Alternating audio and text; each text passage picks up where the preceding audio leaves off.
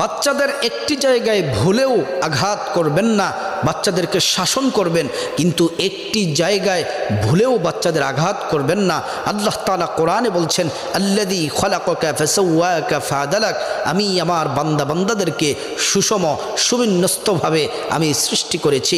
তারপর আল্লাহ তাআলা বলছেন, ফি আইয়ি সূরাতিম মা শাআ রাক্কাবাক, আল্লাহ তাআলা বলেন আমি আমার কুদরতি হাতে আমি আমার বান্দাদেরকে আমি সৃষ্টি করেছি।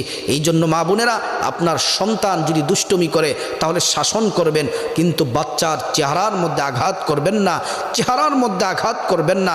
চেহারার মধ্যে আঘাত করলে আল্লাহ তাআলা রাগান্বিত হন, আল্লাহ তাআলা কষ্ট পান। সেজন্যে আপনি শরীরের মধ্যে আপনি আলতুভাবে আঘাত করেন, কিন্তু চেহারার মধ্যে আঘাত করবেন না। যদি চেহারার মধ্যে আঘাত করেন আল্লাহ তাআলা কষ্ট পাবেন। তো সেজন্যে আপনি বাচ্চাদেরকে শাসন করতে গিয়ে আপনি সচেতন থাকুন। আল্লাহ তাআলা বুঝার তৌফিক দান।